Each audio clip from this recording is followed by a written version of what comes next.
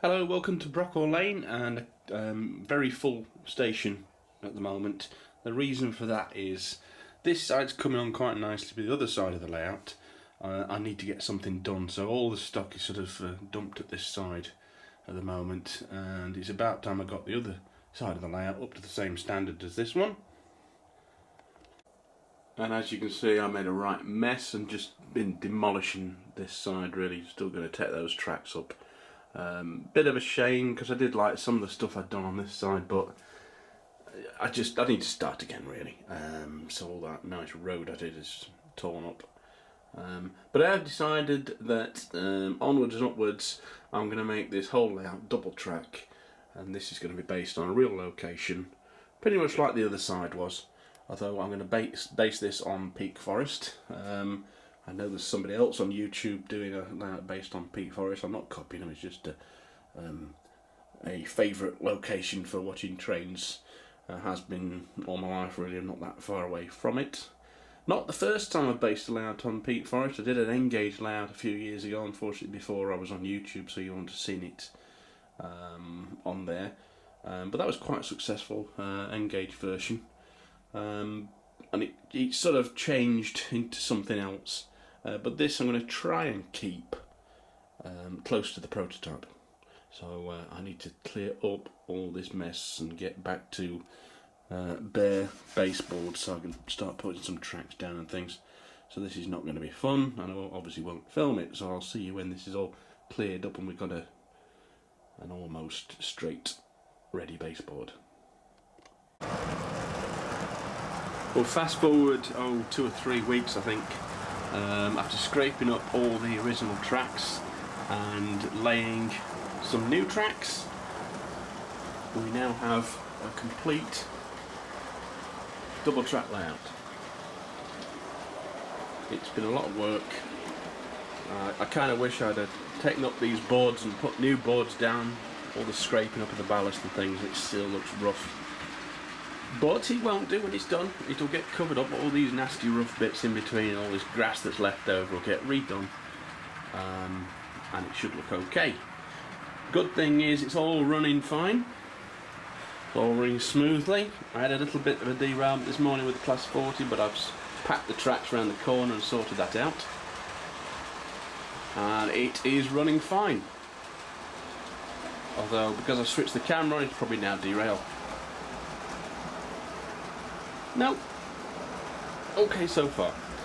So as you can see, this is kind of Peak Forest like, although it is compacted quite a lot, and I've changed the tracks in places, so it's really more inspired by I've been actually weathering these tracks.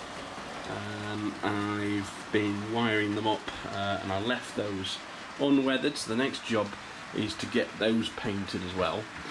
I'm going to cover over the point contact blades with a bit of sellotape, and then I'm going to spray it over with some brown aerosol from Halfords, which I've discovered recently, which is actually a lot better than what I've been using before, which is camouflage spray paint, and this is the brown rather than the green, although the green might be useful for things as well.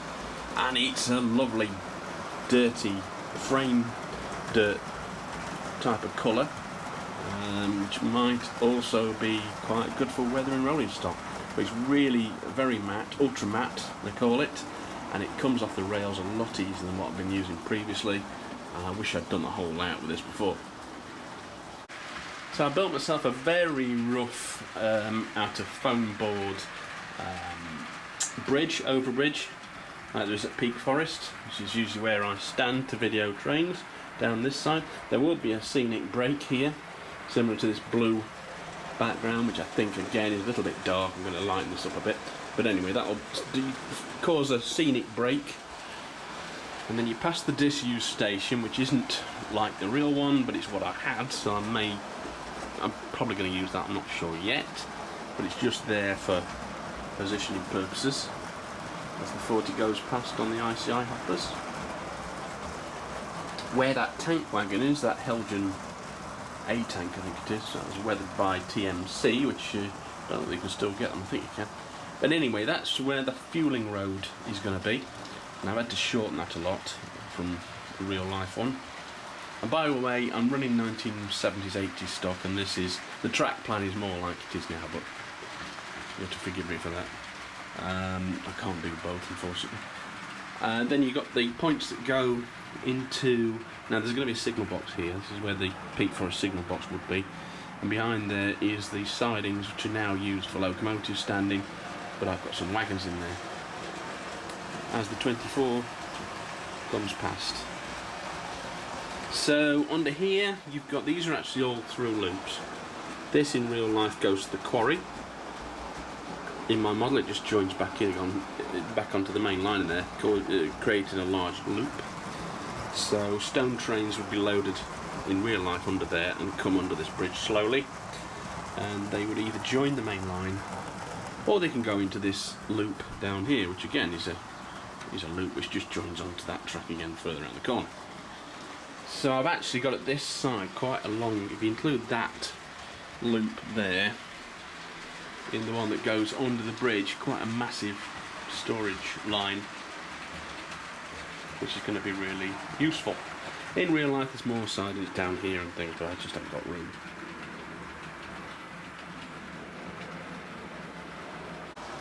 So it's taken a lot of packing the tracks just to get them running smooth, but that's my own fault for using this old baseboard that's all nasty and needs covering up. I'm desperate to get this covered up, make it look better. Don't know what that's doing there, that's just a scrap bit of card. So it all needs tidying up a bit, and I've got some ballast to put down as well, so we'll get that sorted. We'll be putting these orange pipes underneath the track at certain places. This is for the signalling, modern signalling, because I am going to do this in a modern style rather than the 70s, I've decided, just for a bit of variety. And these troughs are from Ratio, which I bought yesterday, and there's a couple of Ratio line side boxes as well, so they're the first things that are going in. Those boxes at the back are old Airfix wagon boxes. I'm just stacking those up to form some sort of, well, just to see how it looks with the countryside, the scenery at the back there's going to be built up. I've not quite decided. I'm still moving those around. They'll get covered with plaster bandage.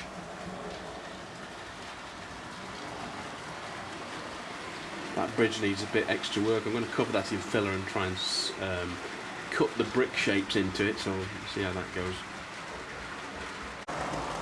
Right, so I'm going to dress this area and get this painted, these track painted, so I can start some ballasting. So I'm just going to cover these over, get the trains out of the way of the spray, so there's no nasty accidents.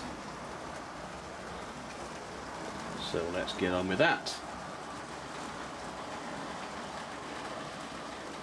Right, so simply taped over the connections where the points make contact. I'm just going to start spraying this brown. Okay, so now all painted over. Of course the track rails will need cleaning, but that blends it all in a little bit better. You can of course hand paint these, but this is a lot quicker. It's a lot dirtier as well. You want to be careful of overspray and open the window and all that sort of thing. But now all I do is take these strips off, the sellotape off. Now it will need touching in later, which I'll do with a brush very, very, very carefully. But that will ensure it still works. Because of course you don't want to ruin the electrical conductivity. So I think that's all of them. So they stand out a bit now, but we'll get those touched up later. Right, so I'll let that dry for a bit, and then I'll come and clean the rail heads, which is quite easy with this paint, as it does go very matte, and it doesn't like to stick to metal things particularly well, but it'll be good enough for the side of the rails here.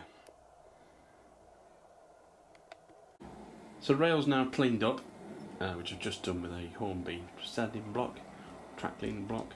I'm just testing them with this Sutton 24, making sure I have cleaned it properly and it all still works, and it does. All the track work I've used is what I've been using for years, and that's Pico Code 75, which they call this fine scale. It's not really fine scale, but it's slightly more fine than the usual tracks. And these points are the same points I've been using on my last few layouts. Although they have been ballasted, I find that they do clean up quite easily. Soak them in water, get all the ballast off, and they seem fine electrically. And once blended in with this paint with some of the new lengths I bought, flexible track, they're working fine. I've still got a little bit more scrubbing to do around those back two tracks to get the rails clean, but we're getting there.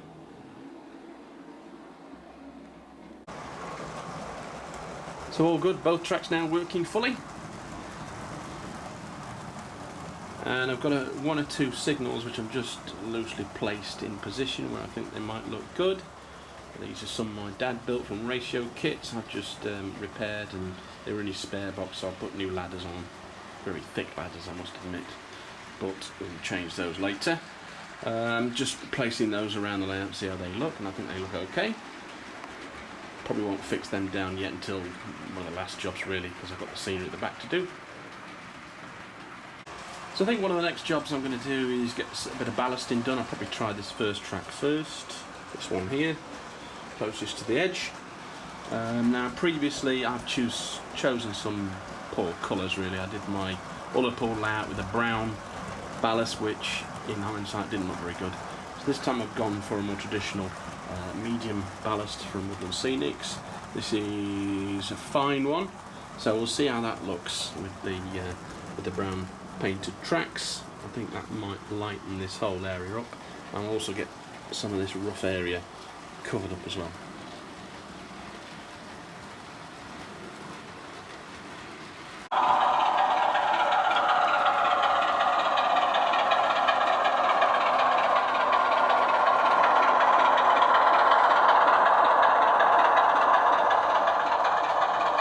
Okay, so just testing my newly ballasted section with my trusty Sutton's 24, and it seems to ride quite nicely over there, and it looks pretty good. I like the colour, so I think I will proceed. Okay, an hour or two later, a bit more ballasting done. I've got most of the main lines done. Those two loops and the mains and around these points carefully. Not fixed down yet.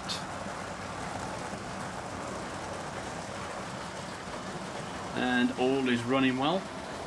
So now I've just got to do that siding at the back there. I think I've just about got enough left now.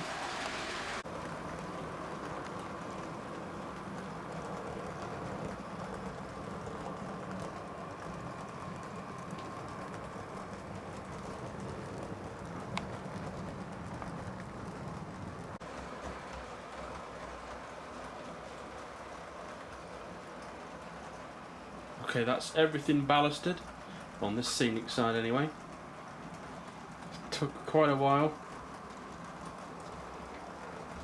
Not my favourite job, but it is all done now. And now I can get round to some of my favourite jobs. Well, everything else. Everything other than wiring, track laying, ballasting, woodwork.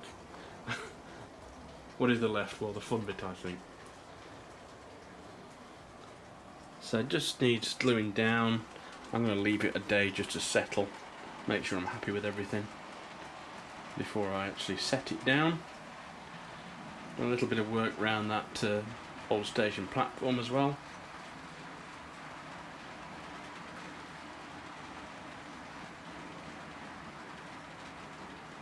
So that's all I've got time for this week. I'm going to go to work again, so it's going to be next weekend before I can get to do anything else, I think, but I'm really happy with the progress. Like, comment below, tell me what you're up to, and I'll see you next time on Brockwell Lane. Thank you very much, bye bye.